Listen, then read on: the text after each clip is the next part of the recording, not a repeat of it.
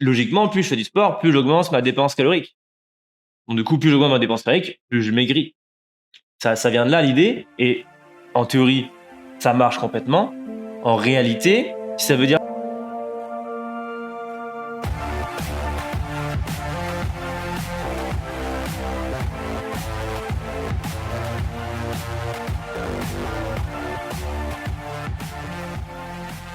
On est souvent en train d'entendre des personnes autour de nous en pensant que plus ils vont faire du sport, et ben plus ils vont perdre du poids, plus ils vont s'entraîner, plus ils vont faire 2 heures de sport tous les jours sans s'arrêter et plus ils auront de résultats.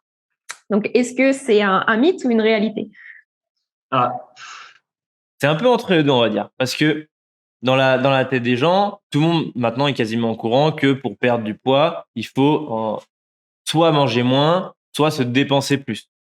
En gros, en simplifiant, il suffit d'être en léger déficit calorique. Donc, par exemple, si je dépense 3000 calories, j'en mange seulement 2700, je suis en déficit. Et du coup, si tout va bien de niveau santé, je perds du poids. En théorie. En théorie, c'est ça.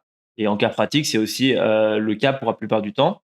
Et du coup, logiquement, plus je fais du sport, plus j'augmente ma dépense calorique. Donc, du coup, plus j'augmente ma dépense calorique, plus je maigris. Ça vient de là l'idée. Et en théorie, ça marche complètement. En réalité, si ça veut dire faire du sport tous les jours, ça a sûrement marché le premier mois. Deuxième mois, on aura sûrement des douleurs un peu partout sur le corps. Troisième mois, souvent on est blessé. Soit on est blessé, soit on n'arrive plus à dormir, soit on est déprimé, soit on est énervé, soit, enfin, on a plein de facteurs qui vont influencer. Et du coup, si arrive troisième mois, on arrête tout. On arrête tout. Donc là, si j'arrête tout le sport, si je faisais 6 fois dans la semaine, donc ça peut représenter, ça peut rentrer, je dis au hasard, 1000 calories dans la journée, donc 6000 calories dans la semaine, 7000 si on faisait 7 sur 7. Et d'un coup, on les perd complètement. Et ben là, c'est sûr que là, une prise de poids va s'enchaîner. Et du coup, tous les progrès qu'on a fait, on les perd tous. Et ça a duré, en fin de compte, que 2 mois. Donc, on voit rapidement que c'est pas tout simplement pas tenable sur le long terme. Et du coup, ça veut dire que on va devoir enchaîner à chaque fois régime pour reperdre. Puis on va reprendre parce qu'on s'est blessé, etc., etc. Donc non, le mieux, c'est de trouver une activité qui nous plaît. Il n'y a pas d'activité magique, hein. Moi, je parle de musculation, crossfit, etc. Mais ça peut être aller faire du vélo. Moi, j'adore le vélo, par exemple. Ça peut être aller faire de la randonnée. Ça peut être n'importe quoi qui nous plaît. Et maintenir, je sais pas, 2, 3, 4 fois dans la semaine maximum. De voir si on récupère bien de ces séances. Si on récupère mal de ces séances et qu'on enchaîne encore d'autres séances, c'est là où justement où on peut se blesser.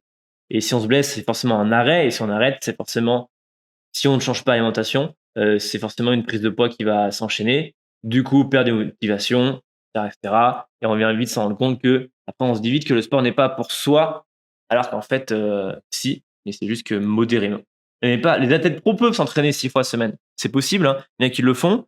Soit ils ont une génétique qui est hors norme, mais ça correspond à 1% des personnes.